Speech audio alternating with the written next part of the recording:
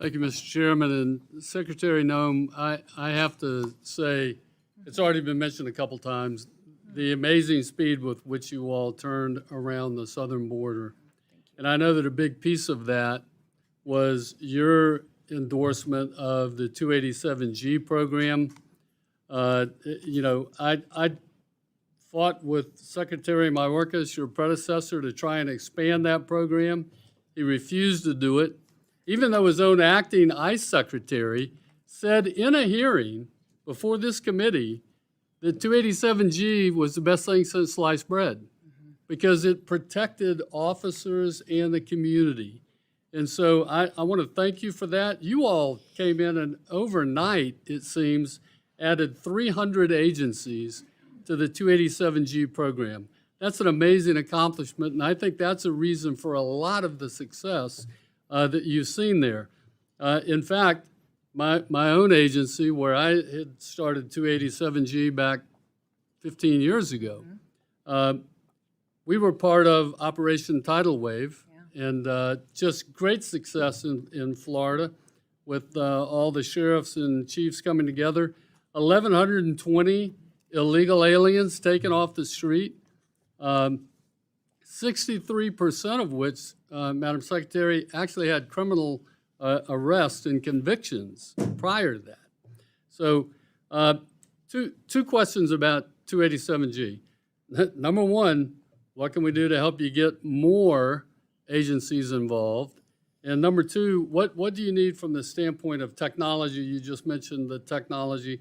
What can we do to help you get those agencies trained and the technology that they need to get into those databases so that we can actually run these 287G programs, which are better than sliced bread, at top efficiency? Yeah, well, thank you, Congressman, for talking about this program because it is incredibly important to our strategy of having the enforcement that we need to really address the criminal activities that we've seen out on the ground. 287G is a partnership between our officers, ICE, CBP, that brings everybody to the table. It's an agreement that's signed with local law enforcement or state law enforcement that allows us to operate in a task force model to go out and make sure that we're having more bodies, more people a part and backup of these operations on the ground going after dangerous criminals. We have today, I believe, 598 agreements out there across the country, over 6,200 different officers that has brought alongside of us to work alongside of us to protect our communities, and they've done incredible work. You referenced what was done in Florida on Operation Tidal Wave. Those 1,120 dangerous criminals are off the streets now today, and they are people that were here illegally, broke our laws, and now they are having the opportunity to face consequences and to go home to their home countries. I would say that we're looking for more agreements like that across the country, and we'll continue to build on it.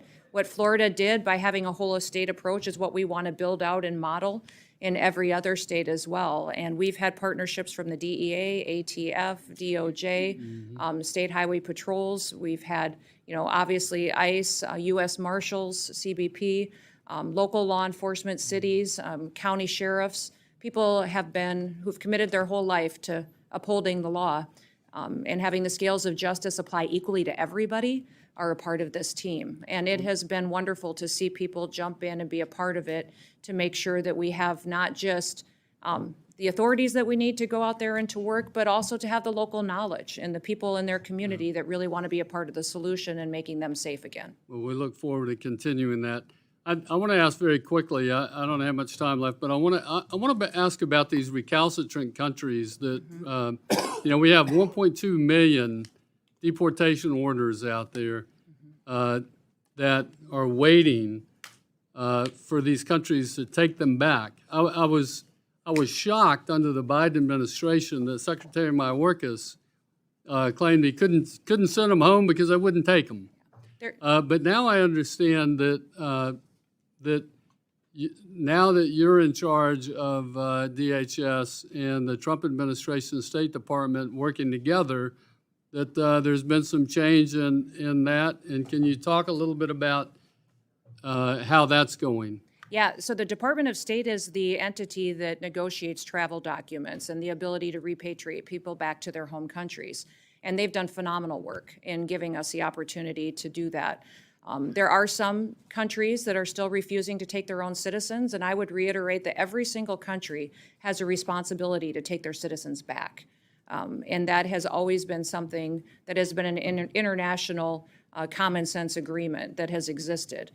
Many of the countries today, even as they are working with us, aren't taking their citizens home very quickly. They may limit us to 1 or 2 planes a week. Mexico had a limitation on us for quite a period of time, even a limitation on what kind of aircraft we could use. And so working with those countries is a diplomatic job that consistently needs to be stayed on top of. So many times while we have people that are brought into our facilities and ready to be returned home, getting those travel documents and the permission to return them to their countries is incredibly important. Thank you very much for getting them out. I see my time's expired. I yield back.